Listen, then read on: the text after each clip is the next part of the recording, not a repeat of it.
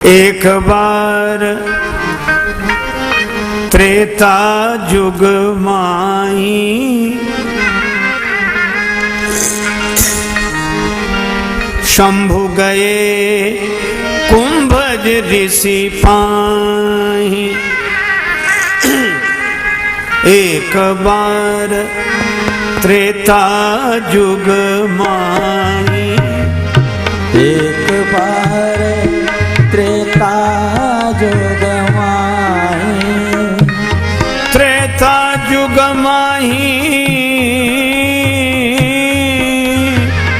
त्रेता जुग माही, त्रेता जुग माही। एक बार त्रेता जुग माही, ओ एक बार त्रेता जुग माही। शंभु गए कुंभज ऋषि पाही, हो रामा कुंभज ऋषि पाही। एक बार त्रेता जुग माही, एक बार त्रेता जुग माही। एक बार त्रेता युग में भगवान शंकर कुंभज ऋषि के आश्रम में गए। देखो बड़ी अद्भुत है यह कथा, अनोखी। भगवान शंकर समुद्र हैं, कृपा सिंधु शिव परम अगाधा। अच्छा चलो दूसरा प्रमाण देखो। चरित सिंधु गिरिजा रमन वेद न पावहि पार। भगवान शंकर चरित्र सिंधु हैं, भगवान शंकर कृपा सिंधु हैं। उनकी महिमा का पार नहीं पाया जा सकता।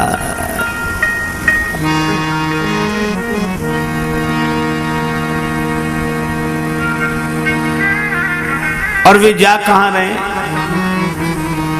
शंभु गए कुंभज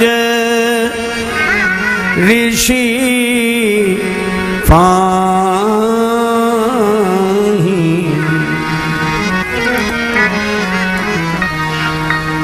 शंकर जी कुंभज ऋषि के पास गए। ये कथा तो सुनो जरा। शंकर जी हैं समुद्र, और समुद्र जा रहा है घड़े के बेटे के पास। कुंभज का घड़े का बेटा।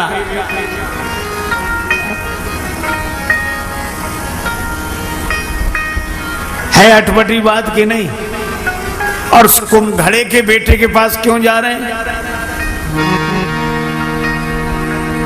कथा सुनने। समुद्र में अपार जलराशि भरी है, और वे घड़े के बेटे से कथा सुनने जा रहे हैं। समुद्र घड़े के बेटे से कथा सुनने जाए। किसी ने शंकर जी से कहा, आपका निवास इतनी ऊंचाई पर, और आप इस ऊंचाई से नीचे उतर आए। शंकर जी ने कहा कि हम जिनकी कथा सुनने जा रहे हैं वे भगवान भी तो अपना धाम छोड़कर ऊपर से नीचे उतर आए। तो जब भगवान ऊपर से नीचे उतर आए तो हम भी कैलाश से नीचे उतरकर कथा सुनने जा रहे हैं। तो आप समुद्र होकर घड़े के बेटे से कथा क्यों सुन रहे हो? शंकर जी ने कहा कि कोई भले ही समुद्र की तरह क्यों ना हो, पर उसे कथा घड़े के बेटे से ही सुननी चाहिए। अच्छा घड़े का बेटा कौन? घड़ा। घड़े को बोलते हैं घट, पर उसका नाम है घड़ा। और घड़ा का अर्थ कि किसी ने घड़ा है, किसी ने बनाया कि नहीं? किसी ने उसे घड़ा है और उसको बोलते हैं घट, और घट बोलते हैं हृदय को। घट माने हृदय। आहा, और हृदय का बेटा। हृदय से किसका जन्म होता है? हृदय से जन्म होता है भाव का, अब बुद्धि से जन्म होता है विचार का। पर शंकर जी कहते हैं घड़े के बेटे से कथा सुनो, कुंभज ऋषि से कथा सुनो।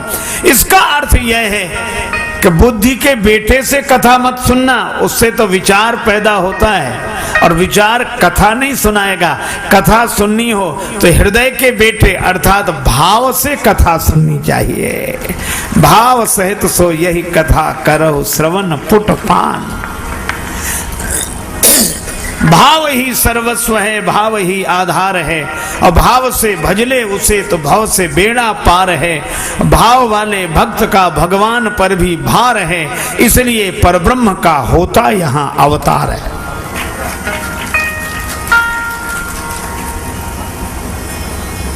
एक आदमी गया बाजार,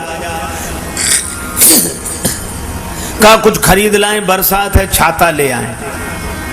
परिवार वालों ने कहा कि बाजार में बहुत ठग बैठते हैं, कहीं ठग मत जाना। उसने कहा कि हम न ठगे, इसका उपाय क्या है? का दुकानदार जितनी कीमत बताए तुम उसकी आधी बोलना। ठीक है, गया, एक छाता पसंद आया। कितने का दिया? 20 रुपए का। वो तो घर से पढ़कर आया था, कहने लगा हम तो 10 रुपए देंगे। दुकानदार ने सोचा बड़ा सयाना ग्राहक है, बोला एक काम करो, तुमसे मुनाफा नहीं लेंगे, 16 रुपए में ले जाओ। बोला 16 रुपए में? तब तो हम 8 रुपए देंगे। दुकानदार बोला क्यों मजाक करते हो, 12 रुपए में लेना है कि नहीं? बोला 6 रुपए ले लो। अच्छा, का तुमने जो कहा था 10 रुपए में ही ले जाओ। बोला 5 रुपए से ज्यादा नहीं दूंगा। दुकानदार बोला 8 रुपए में लेना है। बोले 4 रुपए दूंगा। तो दुकानदार झल्ला कर बोला कि फिर मुफ्त क्यों नहीं ले जाते? बोले मुफ्त दोगे तो 2 ले जाऊंगा। तो उसे छाते जैसी चीज नहीं मिली, क्योंकि वो किसी एक भाव में टिकता नहीं था। किसी एक भाव में टिकता नहीं था तो छाता नहीं मिला। इसी तरह बिना भाव में टिके भगवान की छो छत्र छाया कैसे मिल जाए? भाव बिना बाजार में वस्तु मिले नहीं मोल, और भाव बिना हरि क्यों मिले, इसलिए भाव सहित हरि बोल। शंकर जी भाव से कथा सुनने जा रहे हैं और अकेले नहीं जा रहे हैं। संग संग सती